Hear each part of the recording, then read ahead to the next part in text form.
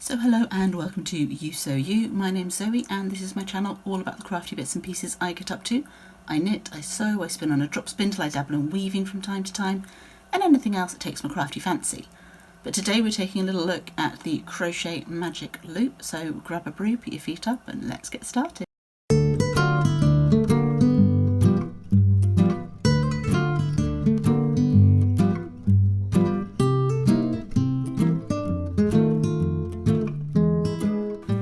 So welcome back to any returning viewers, and for any new viewers a very warm welcome to you. Now, as I mentioned at the opening to this video, we're looking at the Crochet Magic Loop, which is a way to start the centre of projects when you're working in the round in crochet. So without further ado, let's flip this camera around and get going.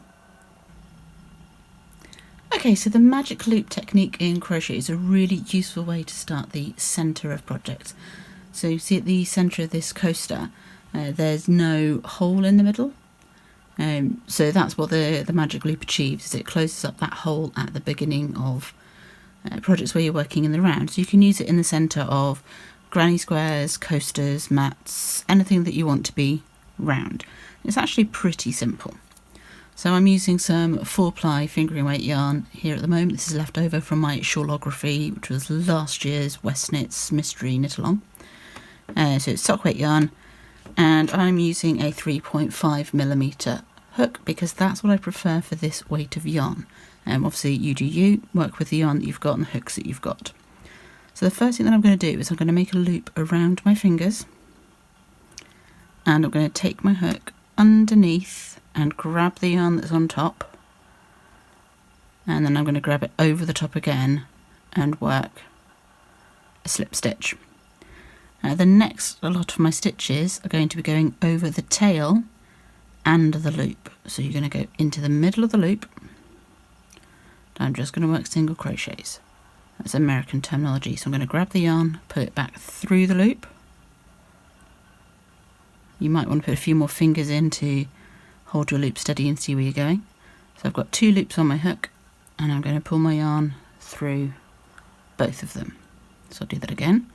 Through the middle of my loop, grab the yarn, pull it back, 2 loops on my hook, grab the yarn, pull it through both. I'm going to do that as many times as I need. It's quite common to do 6, but whatever your pattern tells you.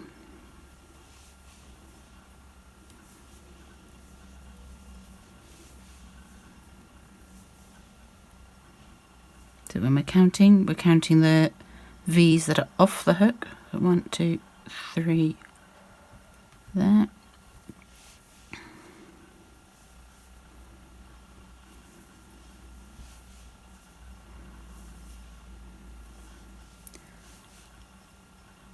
So once you've done your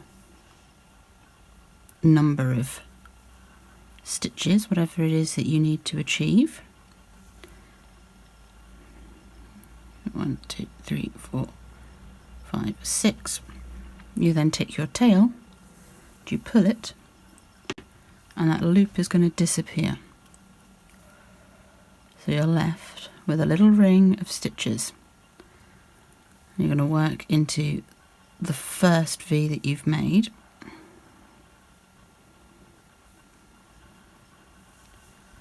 I'm just going to do a slip stitch to join that. Because I'm going up a level, I don't want it to spiral too much. Just going to go up 1 and then work as normal, following the instructions of your pattern, doing whatever stitches it is that your pattern requires.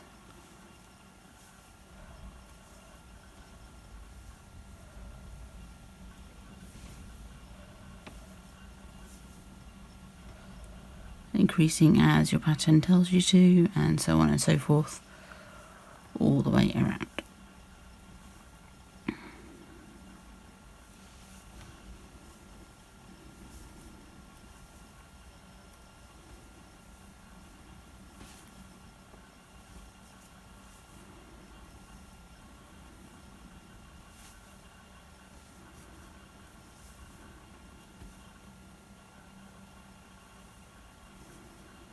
I'm just winging it here, I'm not following a pattern in particular, so I'm just doing a couple of stitches and then couple of stitches into the same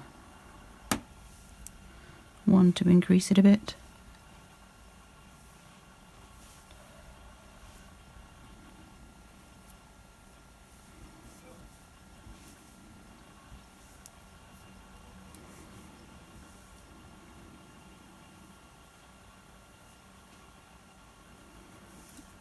So you can see I'm starting to get a round shape going. I've probably not done a complete round yet. I'm almost there. And as you progress, you can just pull on that tail to tighten your stitches as you go.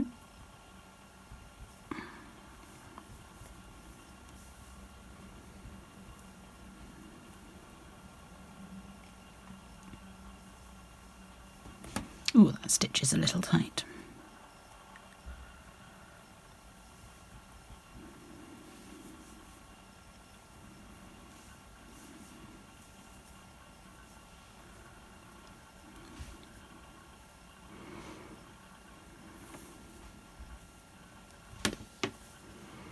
Okay, so you can see I've got the start of a roundish shape there, with no gap in the middle. And that's your magic loop.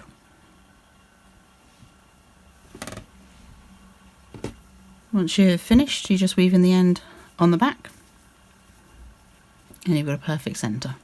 So I hope you found that useful and interesting, and if you've enjoyed spending time in my company, I put a video up every weekend. So do the stuff down there to let you know when the next one comes up, and I will see you next time. But until then, happy crafting and bye-bye for now.